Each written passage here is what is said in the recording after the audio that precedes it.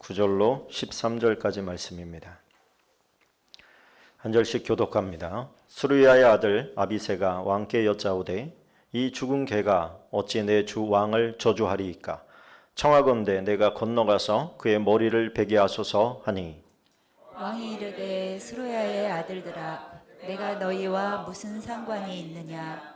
그가 저주하는 것은 여호와께서 그에게 다윗을 저주하라 하심이니 내가 어찌 그리하였느냐 할 자가 누구겠느냐 하고, 또 다윗이 아비새와 모든 신하들에게 이르되 내 몸에서 난 아들도 내 생명을 해하려 하거든 하물며 이 베냐민 사람이랴. 여호와께서 그에게 명령하신 것이니 그가 저주하게 버려두라. 혹시 여호와께서 나의 원통함을 감찰하시니 오늘 그 저주 때문에 여호와께서 선으로 내게 갚아 주시리라 하고, 다윗과 그의 추종자들이 길을 갈 때 시므이는 산비탈로 따라가면서 저주하고 그를 향하여 돌을 던지며 먼지를 날리더라. 아멘. 할렐루야. 오늘도 우리 주님의 은혜와 사랑이 여러분과 함께 하시기를 예수님의 이름으로 축원합니다. 축원합니다. 오늘은 숨겨진 영웅 104번째 시간인데 아비새에 대해서 이야기를 나누려고 합니다. 아비새라는 것은 나의 아버지는 이새 그런 뜻입니다. 나의 아버지는 이새. 그런데 자기 아버지는 이새가 아니거든요. 그런데 수르야의 아들들 가운데 둘째 아들인데, 수르야는 누구냐면 다윗의 이복누이입니다. 그러니까 이복자가 붙으면 좀 서러움이 따라 붙지 않습니까? 그러다 보니까 둘째 아들을 낳고 내 아버지는 이새야 이렇게 이름을 만든 겁니다. 사무엘하 2장 18절에 보면 이런 말씀이 있습니다. 같이 읽어볼까요? 그곳에 수르야의 세 아들 요압과 아비새와 아사엘이 있었는데 아사엘의 발은 들로루 같이 빠르더라. 수르야는 3명의 아들을 낳았는데 이 3명의 아들이 나중에 다 위대한 용장들이 됩니다. 이 아사엘은 먼저 가기는 하지만 이 사람 또한 굉장히 칭송하지요. 그 사람의 발은 들로루 같이 빨랐다. 달리기에 굉장히 강력했던 사람이었던 것 같습니다. 우리가 구약 성경을 아무데나 이렇게 딱 펴면 다윗이 쓴 글이나 혹은 다윗 이야기에서 비켜가기가 어려울 만큼 그렇게 구약은 다윗으로 점철되어 있습니다. 너무나도 많은 곳에 다윗의 흔적들이 남아있다는 얘기지요. 그 이야기는 뭐냐면 하나님께서 우리에게 가장 닮게 하고 싶은 사람이 다윗이라는 뜻입니다. 다윗이 어디를 가나 기준이 됐어요. 어떤 왕은 다윗과 같이 괜찮은 왕이었고 어떤 왕은 다윗과 같지 않게 나쁜 왕이었고, 기준이 되는 사람, 기준이라고 하는 것은 결국에 하나님께서 가장 마음에 들어하는 사람이라는 뜻입니다. 그래서 우리도 다윗과 같은 존재가 되기를 바라서 그렇게 많이 성경에 기록을 해놓은 겁니다. 그런데 다윗 중심으로 성경이 써지니까 우리가 다윗이 주인공인 것보다 이렇게 생각이 되지만 다윗 주변에는 또 그의 버금가는 정말 위대한 훌륭한 사람들이 많이 있었습니다. 그래서 제가 성경을 가만히 보니까 다윗도 미숙했지만 시간이 가면서 성숙해 가지 않습니까? 아브라함도 미숙했지만 시간이 가면서 성숙해 가고요. 성경에 나오는 대부분의 많은 사람들이 처음에는 미숙하게 시작합니다. 그리고 그 실수담들도 성경은 숨기지 않습니다. 우리나라는 위인전 그러면은 실수한 거는 다 빼잖아요. 근데 성경은 인간이기 때문에 어쩔 수 없이 실수할 수 있는 존재라는 거, 그리고 실수할 수밖에 없는 존재라는 것을 성경을 통해서 알려줍니다. 우리가 그 실수를 했을 때 어떻게 그 과정을 통과하고 그거를 통해서 교훈 삼고 성장해 갈 수 있는가, 그거에 대해서 성경은 너무나도 많이 다뤄주고 있는 것이죠. 그 모습을 통해서, 성경을 통해서 나 자신의 모습도 보지만 또 내 옆에 있는 사람이 실수하는 모습도 지켜보면서 타박하지 않고 어떻게 하면 바른 길로 가게끔 안내해 줄 수 있는가. 오늘 나오는 이 아비새도 그렇지만 그 주변에 있는 사람들이 다윗의 삶을 곁에서 지켜봐요. 다윗은 뭐 연설하고 설교하고 이런 거 없습니다. 그냥 같이 살아갔어요. 그런데 그 살아가는 모습이 그 사람들에게 설교가 됐습니다. 그래서 뭐 많이 간 사람도 있고 적게 간 사람도 있지만 그 다윗 주변에 있었던 그 팀은 정말 하나님께서 함께 만들어 가셨어요. 좀 이따 설명을 드릴게요. 어떻게 함께 만들어 가게 됐는지. 그런데 성경은 이렇게 다윗을 주제로 해서 흘러가지만 사실은 우리 개인은 전부 다 나 중심으로 흘러갑니다. 그래서 우리가 볼 때는 다윗 팀, 바울 팀 이렇게 말할 수 있지만 그 안에 들어가 보면 지난번에 말씀드린 것처럼 다 각자의 삶을 살아가는 거예요. 나에게 있어서 팀일 뿐입니다. 그리고 하나님이 보시는 것은 나죠. 결국에는 내가 성장해 가야 되는 거예요. 성장을 팍팍팍팍 이루어가는 사람이 있는가 하면 또 성장하다가 멈춰서 더 이상 자라지 않는 사람도 있고 오히려 거꾸로 하향세를 그리는 사람도 있습니다. 근데 생명이 있는 것은 모두 다 자라가야 됩니다. 그것이 하나님의 뜻입니다. 내면으로도 자라가는 것이 하나님의 뜻입니다. 오늘 좀 바쁘고 많이 성경도 읽어야 되고 그런데 이 한 가지 주제를 좀 가지고 여러분들이 보셔야 돼요. 성장해 가는 모습들을 보셔야 됩니다. 그리고 나는 지금 정체에 있는지 성장해 가고 있는지 예전보다 못해 있는지를 살펴보시고 아버지 나로 성장케 해주십시오. 잘 커나갈 수 있게 나를 이끌어 주십시오. 이렇게 기도할 수 있기를 바랍니다. 오늘 이 아비새에 대해서 성경은 군데군데 이제 여러 곳에서 이야기를 하고 다루고 있는데 우리가 수리의 아들 중에 요압 장군에 대해서는 많이 들었습니다. 그렇죠? 그래서 요압에 대해서도 잘 모르시는 분들이 계시겠지만 그 동생인 이 아비새에 대해서는 더 듣는 것이 조금 부족하다 싶습니다. 근데 성경에서 굉장히 많이 다루고 있어요. 그 성경에서 다루고 있는 모습들을 보면서 한번 서치를 한번 했으면 좋겠습니다. 사무엘상 26장 8절을 같이 한번 보겠습니다. 시작. 아비새가 다윗에게 이르되 하나님이 오늘 당신의 원수를 당신의 손에 넘기셨나이다. 그러므로 청하오니 내가 창으로 그를 찔러서 단번에 땅에 꽂게 하소서. 네가 그를 2번 찌를 것이 없으리이다 하니. 그러니까 아비새가 우리가 지난주 수요일 날 이게 기회냐 유혹이냐 자기를 계속 죽이겠다고 쫓아오는 사울을 죽이는 것이 과연 하나님께서 주신 기회냐 아니면 사단이 주는 유혹이냐 이거에 대해서 우리가 좀 나눌 때 내가 창으로 단번에 찔러서 죽이겠습니다 라고 얘기했던 사람이 아비새입니다. 이 아비새는 다윗 옆에 늘 함께 했던 사람이에요. 그래서 다윗의 모습이 가장 많이 카피된 사람이 아닌가 이런 생각을 하게 됩니다. 두 번째는 사무엘하 10장 10절과 14절을 같이 읽어보겠습니다. 그 백성의 남은 자를 그 아비새의 수하에 맡겨 암몬 자손과 싸우려고 진치게 하고 암몬 자손은 아람 사람이 도망함을 보고 그들도 아비새 앞에서 도망하여 성읍으로 들어간지라. 요압이 암몬 자손을 떠나 예루살렘으로 돌아가니라. 다윗이 왕이 되고 나서 제가 얘기하는 것은 순서대로 가지는 않습니다. 다윗이 왕이 되고 나서 주변국들과 전쟁을 많이 해야 됐습니다. 사람들은 아직도 베냐민 지파의 사울이 가장 위대한 왕이다라고 하는 인식이 있었는데 그것을 어떻게 다윗에게 끌어올까 이게 굉장히 중요한 이슈였어요. 다윗이 택한 방법은 주변 국가들을 정복해 나가는 거였습니다. 하나님이 출애굽 때에 우리에게 주신 영토가 있는데 우리가 그 영토는 얻어야 되지 않겠냐 그래가지고 전쟁을 해 나간 거야. 근데 전쟁하는 것마다 승리를 거두는 거야. 그러니까 주변국이 경계심이 확 들었습니다. 야, 저 용장이다. 우리 힘으로 안 되면 연합해야지. 그래가지고 주변 국가들이 막 연합을 한 거야.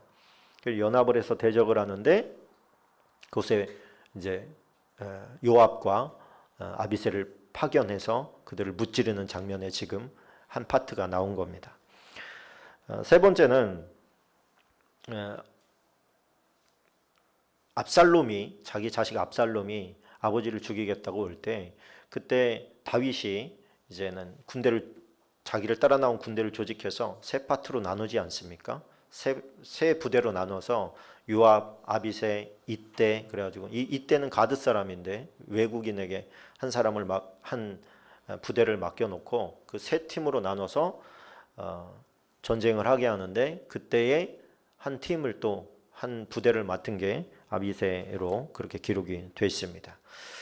또 하나는 사무엘하 21장 16절 17절인데 같이 읽어보겠습니다. 거인족의 아들 중에 무게가 300세겔 되는 노창을 들고 새 칼을 찬 이스비브노비 다윗을 죽이려 하므로 수르야의 아들 아비새가 다윗을 도와 그 블레셋 사람을 쳐 죽이니 그때 다윗의 추종자들이 그에게 맹세하여 이르되 나가지 마옵소서 이스라엘의 등불이 꺼지지 말게 하옵소서 하니라. 거인족의 아들 중에 이스비브노비라고 하는 사람이 엄청난 무기를 장전하고 다윗과 싸우는데 다윗은 이제 옛날에 그 용장이 아닌 거예요. 이때는 이제 나이가 좀 들었는데 죽을 위기에 처합니다. 누구나 다 다윗이 이길 줄 알았는데 막 죽음 직전에 몰리게 된 거예요. 그때 이제 아비새가 뛰쳐나가 가지고 그 이스비브노비를 죽임으로 말미암아서 다윗을 구해주는 그런 모습이 오늘 이제 우리가 읽은 말씀 가운데 있는 겁니다. 그러니까 다윗은 자기 생명을 신세진 사람이에요. 아비새가. 그 나중에는 요압 압살롬이 자기를 죽이겠다고 왔을 때 하나님 앞에 이제 진심으로 회개했기 때문에 하나님께서 자기 편이 되어 주셨고 다시 이 전쟁을 싸우면 압살롬이 질 거라는 것을 다윗은 이미 알고 있었습니다. 그래서 군사들을 모아놓고 얘기하잖아요. 내 아들 압살롬을 좀 긍휼히 여겨달라. 왜요? 그 원인이 자기에게 있다고 그렇게 생각했기 때문입니다. 나 때문에 내 자식이 저렇게 된 거다. 내가 내 잘못이다. 그러니 제가 저렇게 된 것은 반역이 있고 당연히 죽어야 하는 일이지만 좀 불쌍히 여겨서 좀 살려만 놔달라. 이런 이제 요청을 하는데 삼촌인 요압의 입장에서 볼 때는 이놈 너무 못된 거죠. 어떻게 지가 왕이 되겠다고 아버지를 죽이려고 하나. 이런 놈은 살려둘 수가 없다. 그래가지고 이제 나무에 걸려 있는 머리가 걸려서 대롱대롱 매달려 있는 압살롬을 창으로 수십 번을 찔러서 아주 잔인하게 죽여버립니다. 왕이 그렇게 부탁을 했는데도 불구하고 왕명을 알면서도 아들을 그렇게 죽였잖아요. 그러니까 아버지의 마음이 너무 아팠습니다. 너무 아팠는데 요압은 또 그걸 헤아리지를 않아요. 요압은 다른 사람의 마음을 헤아릴 줄을 잘 몰라요. 감정적인 사람이에요. 삼국지에 보면 장비 같은 사람이에요. 이 사람은 전쟁은 너무 잘해요. 그런데 감정 컨트롤이 약하고 주변 사람들에게 상처를 줘요. 그러다 보니까 다윗이 그 사건 다음에 군장이 원래 요압이었는데 아비새에게 넘깁니다.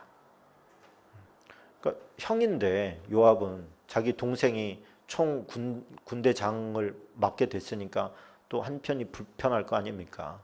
다른 사람에게 맡겼었는데 그 다른 사람은 요압이 또 죽여버려요. 그러니까 다윗이 통탄해합니다. 내가 왕이지만 내가 힘이 없다. 내가 너희들을 어떻게 할 수가 없다. 하나님께서 너희들에게 어떻게 해주기를 원한다. 막 이런 탄식도 나옵니다. 그런데 아비새는 다윗의 마음을 읽어요. 그리고 그거에 대처한 아주 그 센스 있는 일들을 잘 감당해 나갑니다. 그러다 보니까 그에게 군대 장관의 직임이 이제 흘러가게 된 겁니다. 그것이 이제 사무엘하 20장 6절로 10절에 있는데 그건 읽지 않고 넘어가겠습니다.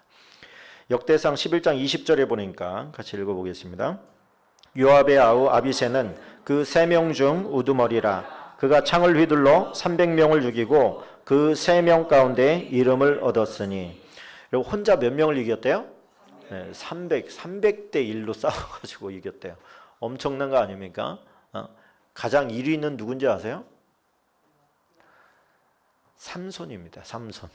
1000대 1로 싸워가지고 이겼어요. 근데 오늘 300명을 혼자 해결했다는 것은 엄청난 용장이라는 거죠. 근데 칼이 아니고 창이에요. 창. 그리고 이 사람이 창을 얼마나 잘 썼는지 알겠죠. 사울을 뭘로 찌른대요? 창으로 찌른대요. 그러니까 옛날에는 여러분 우리가 보면 칼싸움 많이 하지 않습니까?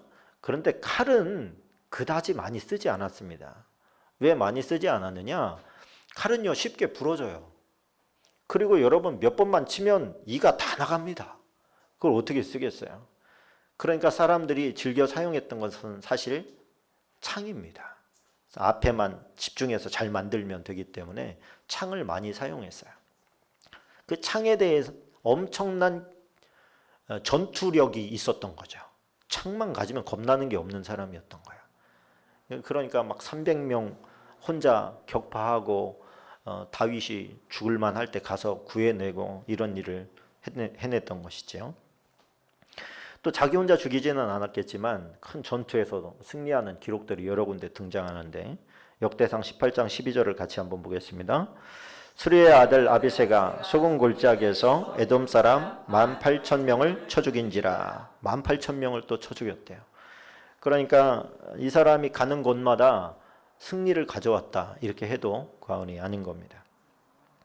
근데 이 사람이 이렇게 전투력들이 상승하게 된 거는 처음부터 그렇게 됐던 게 아니에요. 다윗과 함께 주변국들을 정복해 가면서 이 사람들의 전투력이 막 폭발적으로 늘어난 겁니다. 그러니까 이 사람들 역시 하나님이 함께하는 사람들이었다는 거예요. 그 정도 승리를 계속해서 하나님이 안겨준 거예요. 하나님 곁에서 머물면서 다윗이 하나님을 어떻게 섬겨 나갔는지 카피하고 기도를 어떻게 하는지 카피하고 어떻게 기다리고 이런 것들을 옆에서 보면서 그냥 그대로 다 받아들인 거예요. 그러다 보니까 함께 이제 성장해 갔던 겁니다. 오늘 우리가 읽은 이 본문은 이제 압살롬을 피해서 도망갈 때의 상황입니다. 도망갈 때 그 이스라엘 백성들에게는 다윗이 아주 나쁜 악한 반역자로 그렇게 소문이 나 있었거든요. 사울이 그렇게 소문을 냈어요. 자기를 죽이려고 하다가 실패하고 도망간 놈, 그 놈을 찾아내라. 그 놈을 없애야 된다. 이렇게 소문을 냈기 때문에 일반 백성들은 다 다윗이 죽일 놈으로 알고 있는 거예요. 근데 그런 상황에서 그거를 그걸 바꿔주는 인식을 바꿔주는 작업이 없이 그냥 왕이 돼버린 겁니다. 그러니까 오늘 나오는 이 시므이는 사울의 집안 사람이거든요. 그 집안 사람이 다윗이 왕이 됐는데 자기 아들에게 목숨을 구걸하기 위해서 도망치는 모습을 보니까 이 시므이의 마음이 아주 통쾌했던 거야. 그러니까 길로 가는데 이 시므이는 저쪽 언덕배기 중간쯤에서 오면 도망가려고 위에서 막 소리를 질러대는 겁니다. 뭐라고 소리를 질러대요? 사무엘하 16장 5절로 8절까지 한번 보겠습니다. 다윗 왕이 바후림의 이름에 거기서 사울의 친족 한 사람이 나오니 게라의 아들이요 이름은 시므이라. 그가 나오면서 계속해서 저주하고 또 다윗과 다윗 왕의 모든 신하들을 향하여 돌을 던지니 그때 모든 백성과 용사들은 다 왕의 좌우에 있었더라. 시므이가 저주하는 가운데 이와 같이 말하니라. 피를 흘린 자여 사악한 자여 가거라. 고급스럽게 표현했어요. 가거라. 꺼져라 뭐 이런 거예요. 꺼져라. 꺼져버려. 뒤져버려 뭐 이런 거예요. 계속 하면서 저주를 하는 거예요. 쌍욕을 해대는 거예요. 요즘으로 얘기를 하면. 사울의 족속의 모든 피를, 그러니까 사울 왕을 죽인 것도 사실은 너야 막 이렇게 다 온팍 뒤집어 씌우는 거예요. 여호와께서 내게 돌리셨도다. 그를 이어서 내가 왕이 되었으나 여호와께서 나라를 내 아들 압살롬의 손에 넘기셨도다. 보라, 너는 피를 흘린 자이므로 화를 자초하였느니라. 이 얘기를 그냥 한마디 하고 끝낸 게 아니라 계속 따라오면서 방송하는 거예요. 다윗을 보니까 묵묵히 듣고 가는 거예요. 눈물을 쭉쭉 흘리면서 갔겠죠. 그 모습을 보니까 막 아비새의 속이 터지는 거죠. 그래서 뭐라고 합니까? 16장 9절로 11절까지 보니까 수레의 아들 아비새가 왕께 여짜오되 이 죽은 개가, 이게 요즘으로 치면 아주 쌍스러운 욕이 됩니다. 어찌 내 주 왕을 저주하리이까?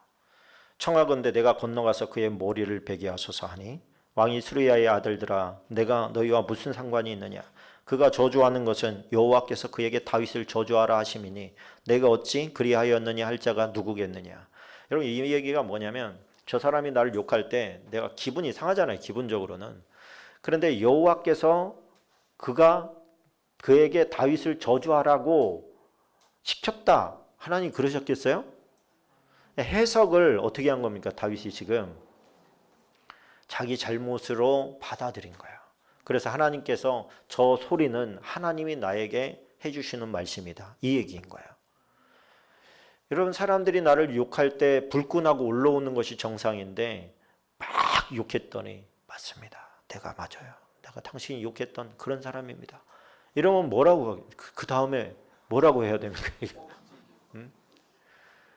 오히려 그 얘기를 한 사람이 굉장히 민망해지겠죠. 그러면서 다윗이 이런 말을 합니다. 다윗이 아비새와 모든 신하들에게 이르되 내 몸에서 난 아들도 내 생명을 해하려 하거든. 하물며 이 베냐민 사람이랴. 여호와께서 그에게 명령하신 것이니 그가 저주하게 버려두라. 여러분 내 몸에서 난 아들 압살롬도 나를 죽이려고 한다. 그런데 나를 원수로 알고 있는 저 베냐민 사람들이 나를 저주하는 거 당연하지 않겠느냐. 이렇게 얘기하는 거예요. 여러분 뒤따르는 신하들도 그런 생각하지 않았겠습니까? 뭔가 사람은 흠을 잡고 싶어 하는데 그 본인에게서 찾을 수 없을 때는 가족을 뒤지는 거예요. 근데 그 아들 중에서 똑똑하다고 했던 아들이 아버지를 죽이겠다고 왔으니까 이 얘기는 뭐예요? 다윗을 책망하는 거예요. 자식 교육 어떻게 시켰길래 자식이 아비 죽이겠다고 덤비냐 그런 것이죠. 근데 여러분 그것을 그냥 받아버립니다. 변명하지 않아요. 우리나라 정치인들 보면은 당신 자식 군대 갔다 왔습니까? 그러면 막 다 이 핑계 저 핑계 대고 하는데 그냥 받아버려요. 다윗이 먼저 고백해버려. 여러분 이게 굉장한 지혜입니다. 사람들의 입막음을 하는 것은 변명이 아니에요.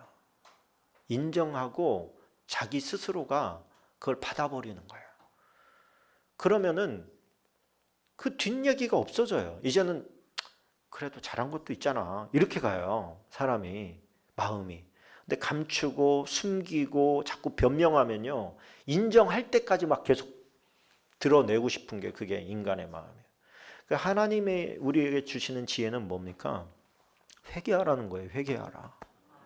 인정하라는 거 아닙니까? 네가 잘못한 거는 인정해라. 꼼수서서 빠져나가려고 하지 말고 인정해라.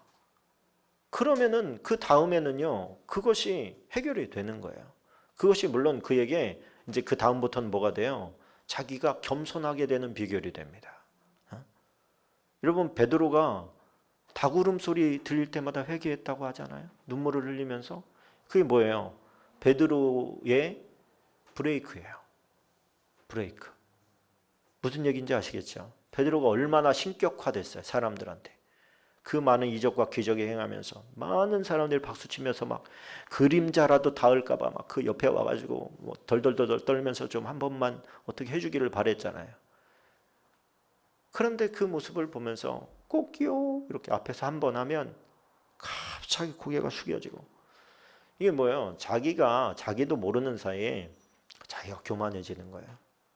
자기가 바뀌는 거예요. 주변 사람들로 말미암아 그냥 의도치 않게 바뀌어버리는 거야. 근데 이런 브레이크가 있다는 것은 얼마나 그에게 다행스러운 일인지 모릅니다. 바울도 마찬가지잖아요. 그렇죠? 바울 뭐 그러면 뭐 하겠? 아무리 그런 뭐 사람들이 막 신격화하고 대접하면 뭐 하겠어요? 자기는 어떤 죄인인데 예수님 믿는 사람들 잡아다가 끌어다 옥에 가두고 죽이고 핍박했던 사람인데 그런 자기가 지금 그 일을 하겠다고 돌아다닐 때 하나님께서는 그러니까 그 일을 허용하셨던 거예요. 그를 위해서. 그의 영혼이 끝까지 잘 보존되기를 위해서 그 영혼을 위해서 실수를 허용하시는 거예요. 우리도요. 과거에 잘못했던 것들이 여러분도 있고 저도 있지 않습니까? 그것이 뭐 드러날 때 그냥 그럴 필요가 없을 것 같아요. 물론 그때는 굉장히 화끈거리고 민망하고 힘들겠지요. 그런데 그걸 그냥 받아버린다는 것 자체가 이미 굉장히 성숙해 있다는 얘기입니다. 굉장히 성숙해 있다는 거예요. 한경직 목사님이 세계적인 그 상을 줄 때 한 못된 기자가 아니 목사님 그 일제시대 때 신사참배 하지 않았습니까? 그래 보니까요 얼마나 거기가 싸해졌겠어요. 세계적인 그 시선과 카메라들이 다 그를 비추고 있는데 근데요 이분이 인정해요. 맞습니다. 제가 그랬습니다. 그래서 저는 이런 상을 받을 자격이 없는 사람입니다. 이래 버리니까 그 얘기를 한 기자가 완전히 죽일 놈이 됐어요. 이게 그러니까 자기의 죄를 인정하고 실수와 부족한 것을 인정한다는 것은 큰 사람이라는 뜻입니다. 그래서 여러분, 저와 여러분들은 굳이 변명하려고 하지 않았으면 좋겠습니다.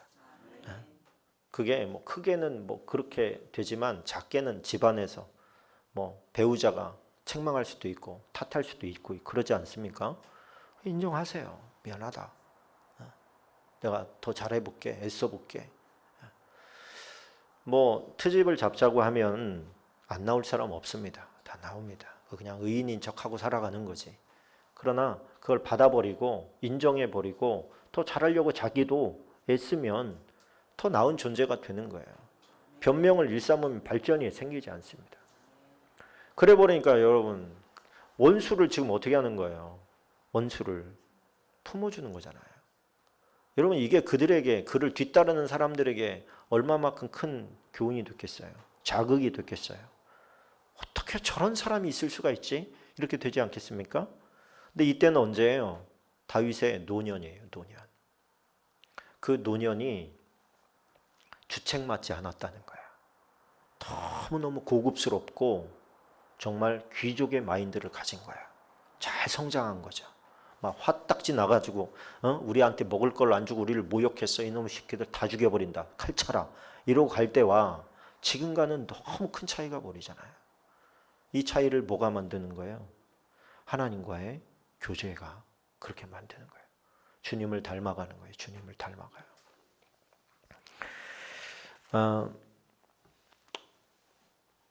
우리가 지난주 수요일날 기회인가 유혹인가 이 주제를 다루면서 그때 좀 시간이 없어서 다루지 못한 부분이 하나 있는데 사무엘상 26장 6절입니다. 같이 한번 읽어볼게요.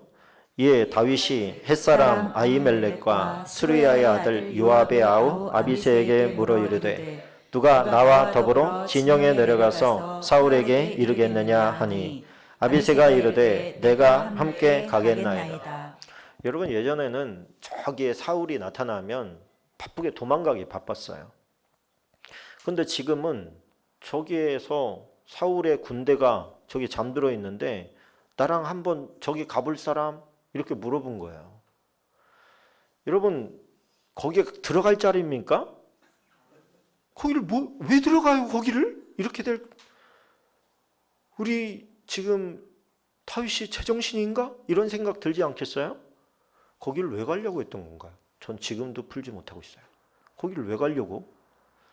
그런데 어떤 감동이 왔던 거잖아요. 지금 가봐야 되겠다. 이런 감동이 와서 누가 나랑 갈래? 그냥 혼자 가지. 그죠? 물어보잖아요. 또 누가 나랑 갈래? 여러분 누가 가겠습니까 지금?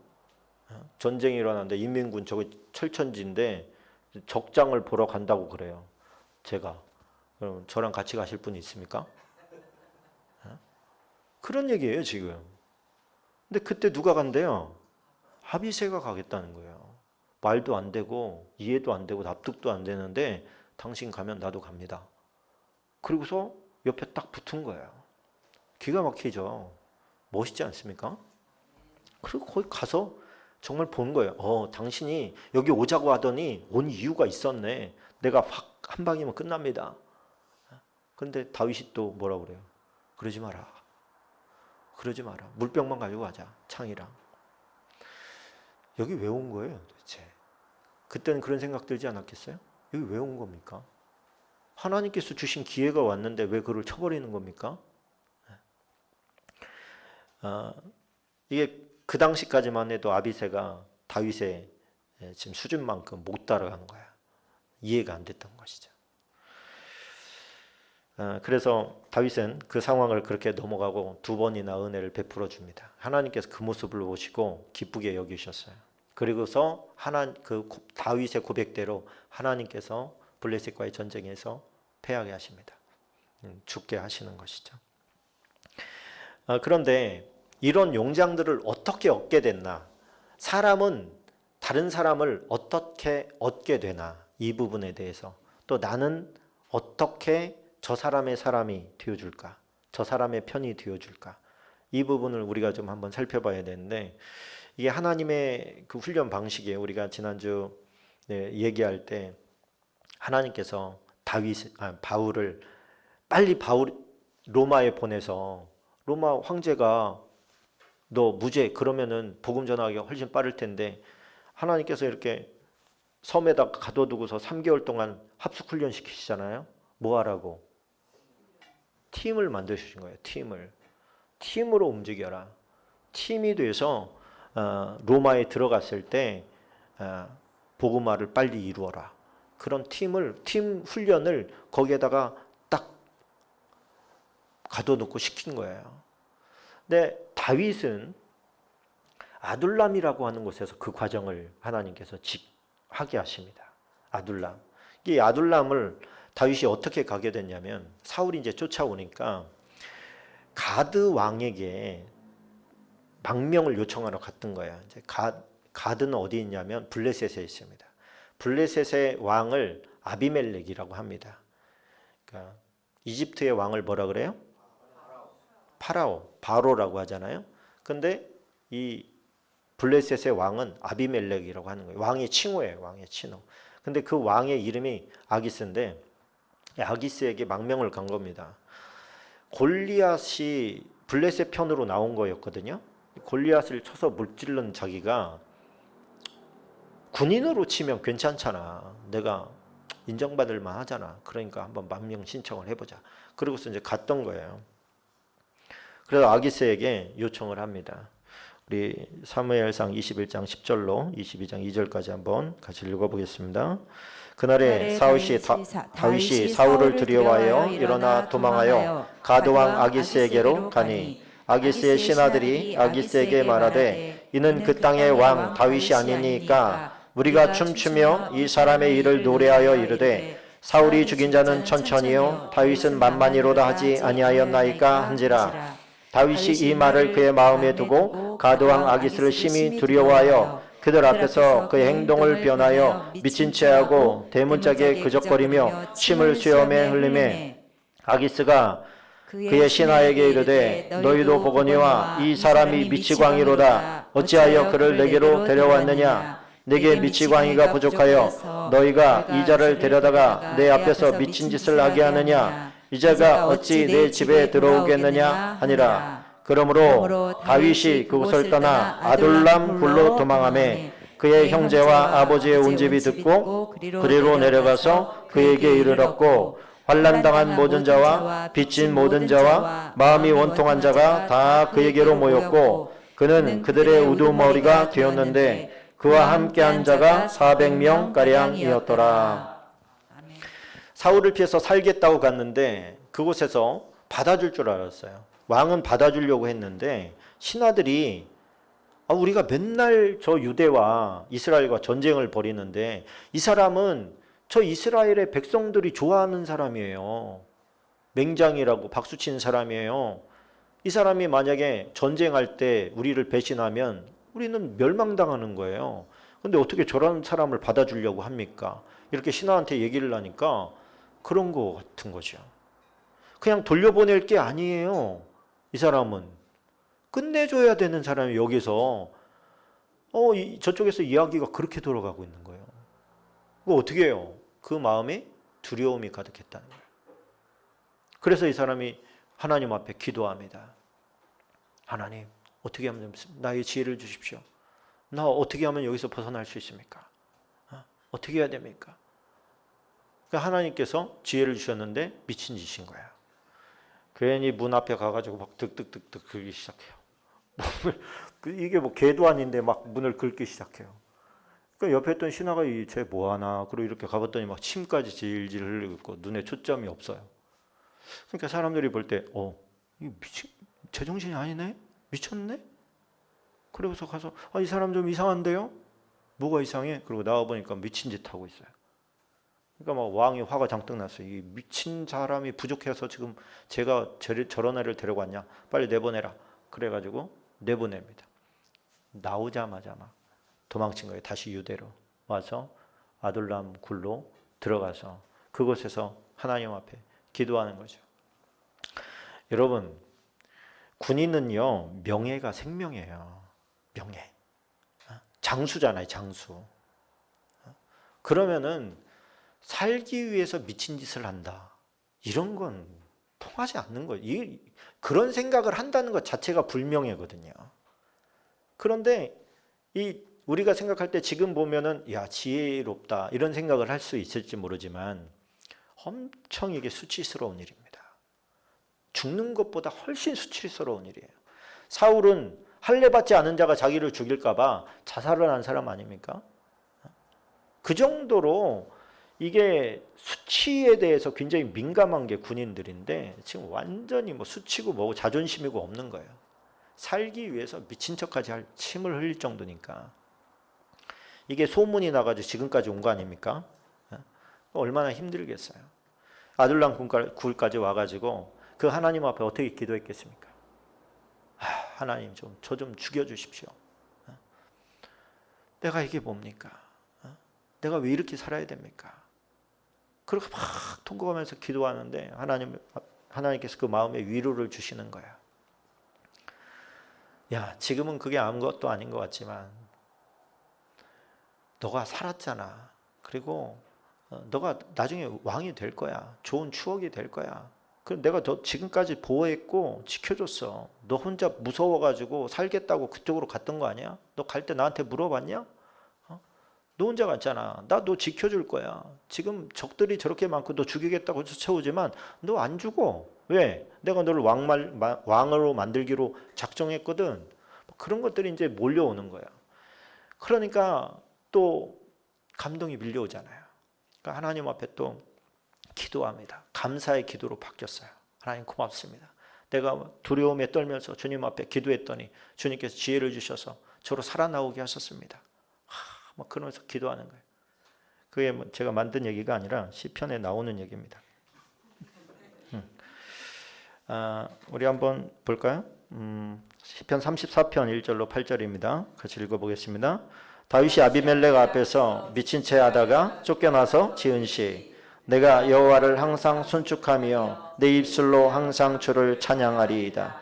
내 영혼이 여호와를 자랑하리니 공고한 자들이 이를 듣고 기뻐하리로다. 나와 함께 여호와를 광대하시다며 함께 그의 이름을 높이세. 내가 여호와께 간구하매 내게 응답하시고 내 모든 두려움에서 나를 건지셨도다. 그들이 주를 앙망하고 광채를 내었으니 그들의 얼굴은 부끄럽지 아니하리로다. 이 곤고한 자가 부르짖음에 여호와께서 들으시고 그의 모든 환난에서 구원하셨도다. 아멘. 여러분, 내 모든 두려움에서 나를 건지셨대요. 곤고한데 내가 부르짖을 때 여호와께서 응답하셨대요. 여러분, 힘드신 분 뭐 해야 됩니까 지금? 마음이 괴로우신 분 지금 뭐 해야 됩니까? 기도하셔야 돼요. 하나님 앞에 부르짖어서 기도하셔야 돼요. 하나님 앞에 부르짖어서 기도할 때 그 마음에 평강이 찾아옵니다. 그 마음에 이유를 알 수 없는 희락이 올라옵니다. 그래서 우리는 기도를 사모하는 거예요.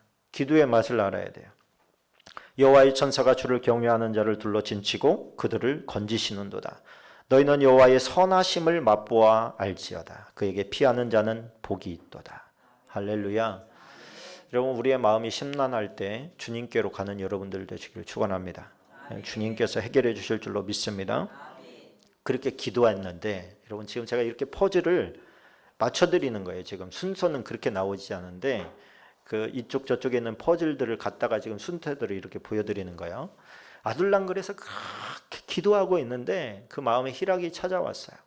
희락이 찾아와서 이제 마음의 위로가 되고 오히려 그것이 감사로 바뀌었어요. 그 굴 안에서 바깥을 이렇게 봅니다. 봤더니 저쪽에서 사람들이 와요. 정신이 번쩍 나죠. 사울인가? 그리고서 어떻게 여차하면 튀려고 자세히 보고 있는데 군인들이 아닌 거예요. 점차 가까이 오는데 보니까 사람들인데 일반 평민들이에요. 더 조금 기다려봤더니 세상에는 누가 와? 자기의 엄마, 아버지, 일가 친척들이 다 자기에게로 오고 있는 거예요. 왜 와요? 핍박을 피해서. 지금 다윗은 영모를 한 거잖아요. 그죠? 영모의 집안은 어떻게 되겠습니까? 다 끝나는 거예요. 그 집안이 다 박살이 나버리는 거예요. 그러니까 이 사람들은 지금 살기 위해서 집안 식구들이 전부 다 탈출을 해서 다윗 어딨냐, 다윗 어딨냐, 아둘람 굴에 있다는 소문이 있더라. 그래서 지금 오고 있는 겁니다. 여러분, 다윗의 마음을 생각해 보세요. 좋았을까요? 심란했을까요? 엄청 심란한 거죠, 이게. 지금 뭐 군인이 오면 여차하고 막 확 도망가 버리면 괜찮은데, 이거 이 노인분들이 와가지고 뭐 지팡이 짚고 막 이러고 있는데 어떻게 도망가겠어요? 기가 막힌 거 아닙니까? 이 사람이 기도를 합니다. 기도를 한 게 아니에요, 참. 생각을 합니다. 생각을 하면 망하는 길인데 생각을 해요. 어떻게 해야 되나? 갈 데가 없네. 이대로 있으면 우리 집안이 다 죽을 텐데 어떻게 하면 좋나? 이 사람들이 오는데 이 사람은 기쁜 마음으로 오겠어요? 이 먹 같은 놈이 나타나가지고 집안을 다 끝내는구나, 막 이런 생각하면서 오지 않겠습니까? 지금 다윗에게 왔을 때 이 사람의 마음이 얼마나 답답했을까요? 먹을 것도 없는 광야인데. 그래서 고민을 하다가 이 사람이 모압 왕에게로 잠시 도피하기로, 그래 잘하면 거기에 망명해 살기로 이렇게 결심을 합니다. 사무엘상 22장 3절로 6절입니다. 같이 읽어봅니다. 다윗이 거기서 모압 미스베로 가서 모압 왕에게 이르되 하나님이 나를 위하여 어떻게 하실지를 내가 알기까지 나의 부모가 나와서 당신들과 함께 있게 하기를 청하나이다 하고 부모를 인도하여 모압 왕 앞에 나아갔더니 그들은 다윗이 요새에 있을 동안에 모압 왕과 함께 있었더라. 선지자 갓이 다윗에게 이르되 너는 이 요새에 있지 말고 떠나 유다 땅으로 들어가라. 다윗이 떠나 헤레스풀에 이르니라. 사울이 다윗과 그와 함께 있는 사람들이 나타났다 함을 들으니라. 그때 사울이 기브아 높은 곳에 손에 단창을 들고 에셀나무 아래에서 앉았고 모든 신하들은 그의 곁에 섰더니, 이게 무슨 상황입니까?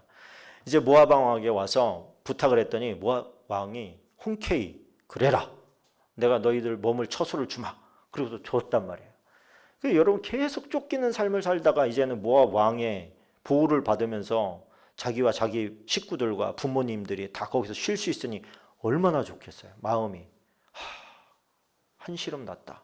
그런데 밖에서 똑똑똑똑 문을 두드려요. 문을 열어봤더니 누구십니까? 할 때 나 선지자 갓이요.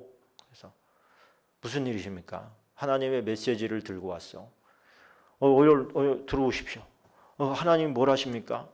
당신 여기 있지 말고 다시 유대로 가라십니다. 그리고 가버려. 이제서 좀 마음이 편안하려고 그랬더니 갓선지자가 와가지고 다시 유대로 가랍니다. 그리고 가버렸어요. 여러분, 다윗이 어떻게 해야 됩니까? 아니, 말씀을 해주시려면 직접 해주시지. 저 사람의 말이 진짜인지 가짜인지도 모르겠고, 내가 유다로 가면은 어떻게 돼요? 집안 식구가 다 죽게 생겼는데 다시 가라니. 저는 여러 날 고민했을 것 같아요. 근데 다윗은 박차고 일어납니다. 후위를 베풀어줬는데 고맙지만 나 가야 됩니다. 하나님께서 가랍니다. 응답이 왔습니다. 다시 갈랍니다. 아무도 이해하지 못하죠. 아무도. 근데 가요. 그곳에 갑니다. 식구들도 이해하지 못했을 거고 아무도 이해하지 못했을 거예요. 고독한 전진이었을 겁니다. 갔는데 다시 아둘람 굴로 온 거예요. 그런데 다시 하나님께서 가라고 해서 왔으면 하나님께서 보호하실 거다. 근데 이 아둘람이 또 약간 특징이 있는데 뭐냐면 아둘람 밑에가 이렇게 광야인데 그 밑에가 굴들인 거예요. 굴들. 근데 굴들이니까 굴은 먼저 위치만 어디에 뭐가 있다는 것을 파악을 하면 굉장히 유리합니다. 대군이 이렇게 막 사방에서 올 수가 없잖아요. 근데 뭐 한 줄로 삐질삐질 이렇게 들어와야 되는 게 굴이니까 굴 하나만 있으면 어쨌든 자리가 유리한 거예요.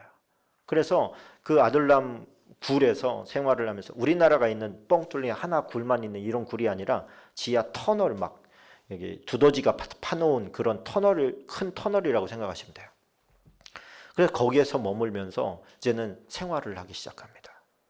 생활을 하기 시작해요. 뭐 집에서 가져온 그런 짐승들도 좀 있고 하니까 이런 것들을 좀 이렇게 잘 여기서라도 좀 먹여서 생활을 합시다. 그러고서 이제 생활을 하는데 문제는 뭐냐면 22장 2절을 같이 한번 봅시다. 시작. 환난당한 모든 자와 빚진 모든 자와 마음이 원통한 자가 다 그에게로 모였고 그는 그들의 우두머리가 되었는데 그와 함께한 자가 400명가량이었더라. 여러분 이건 남자만 센 거예요. 지금 성인 남자만 400명이 있으면 적어도 1000명 이상이 여자와 어린아이들까지 있었다는 얘기예요. 그러면 여러분 자기 식구들 건사하기도 힘든데 지금 한 1000명이 모여와. 그리고 계속 와. 계속 와요. 그러면 여러분 이렇게 여러분들처럼 이렇게 고상하고 우아한 사람들이 오는 게 아니에요. 지금 이 사람 환난당한 자, 빚진 자, 원통한 자. 여러분 이런 사람들의 특징이 뭐예요? 굉장히 다혈질이고 막 분노 가득하고 성질이 안 좋아. 성격이 안 좋단 말이에요. 툭 하면 싸움이 일어나고 막 서로 물고 뜯고 난리도 아닌 거예요. 죽으라는 얘기 아닙니까? 다윗 보고 여기서 아주 그냥 속이 타서 죽어라 이런 거 아닙니까? 하나님께서 아주 그냥 공동체를 마치 못 살게 굴기로 작정한 것 같이 막 거기 속 썩이는 사람들을 막 다 갖다 집어 넣어놓는 거예요. 야, 제가 다윗이라도 정말 힘들었을 것 같아요. 우리 성도 몇 명 안 됐는데 독특한 사람들이 모이다 보니까 그 성격 맞추기가 보통 힘든 게 아니더라고요, 사실은. 그런데 이게 1000명이야? 400명이야? 보통 힘든 게 아니에요. 그런데 여러분, 다윗이 그들을 따라서 마음이 피폐해지고 부서진 게 아니라 그들이 다윗을 따라서 성숙해진 게 십자가의 능력이고 복음의 능력이고 말씀의 능력인 줄로 믿습니다. 하나님 안에 바로 선자 한 사람이 세워지니까 마음이 부서진 자들이 그들에게 모였고 그들이 다 어떻게 돼요? 일꾼이 돼요. 여러분 그 북적북적하고 성격 계속 그 좁은 데서 막 이리 치고 저리 치고 하면서 살아가는 동안에 성격 다 파악됐잖아요. 저 사람의 성격이 어떤지, 어떤 점 건드리면 확 일어나는지, 또 저 사람은 뭐를 잘하는지 뭐를 못하는지 다 파악이 됐어요. 여러분 나중에 사울이 죽고 나서 이스라엘의 왕으로 다윗을 삼았을 때 여러분 주변에 누구를 세우느냐는 너무 중요하잖아요. 지금 이미 사울 집안 사람들이 다 잡고 있는데 그들은 다윗의 적대적이기 때문에 그들이 다 바뀌어야 돼요. 그런데 적세적소에 누구를 세울까는 보통 힘든 게 아니에요. 대통령이 한 명 세우려고 해도 저렇게 힘들잖아. 그런데 지금 한두 개겠어요? 그거 세워야 될 게? 근데 어때요? 아둘람 공동체에서 파악 다 끝났어요.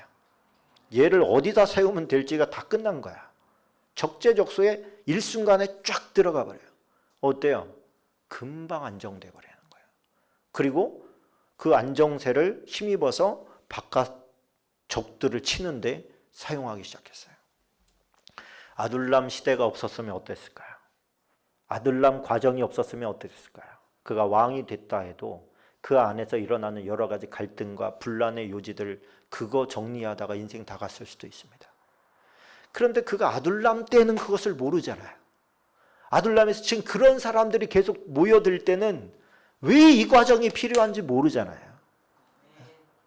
지나놓고 나서야 왜 그 과정이 필요했는지를 깨닫게 되는 거예요. 여러분, 하나님께서는 우리가 이해하지 못할 상황 가운데 우리를 몰아넣을 때가 있습니다.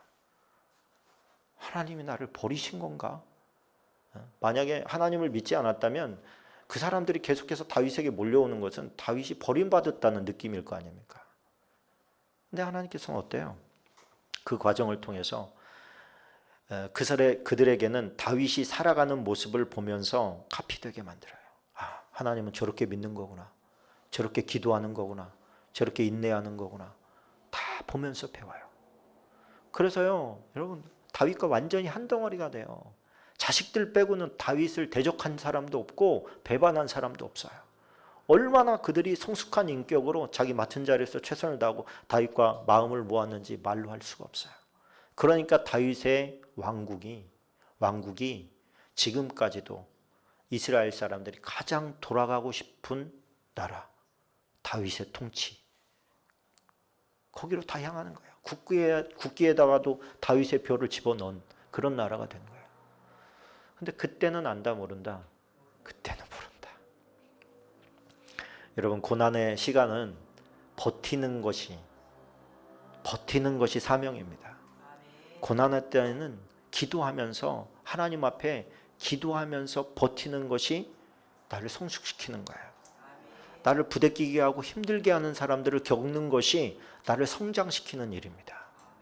그래서 여러분들 혹시 배우자가 속썩이거든 감사함으로 받으시고, 교회 안에서 누가 가시처럼 밟히거든 기뻐하시고, 할렐루야, 당신을 보내주신 하나님께 감사합니다. 그러면서 주여 나를 단련하시옵소서, 나를 갈고 닦으시옵소서.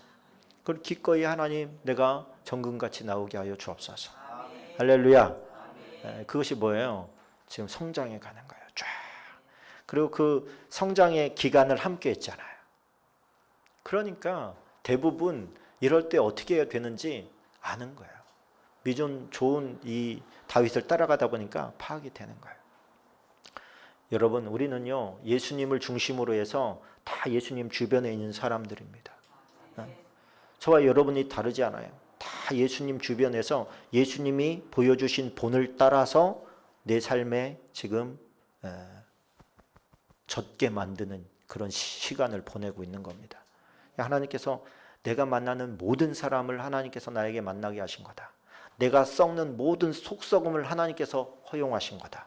이렇게 받으시고 기뻐하시면서 인내하시면 정금으로 나오게 될 줄로 믿습니다. 우리 함께 기도하겠습니다. 하나님, 정금되게 도와주십시오.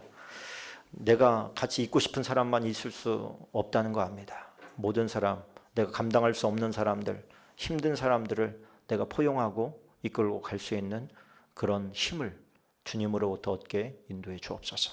그리고 지금 어렵고 힘든 시간이지만은 이것이 지나고 나면 하나님, 이것이 어떻게 빛을 발하게 될지 우리는 기대합니다. 그리고 이 시간을 잘 이겨낼 수 있도록 주님께서 도와주십시오. 우리 함께 합심해서 잠시 기도하겠습니다.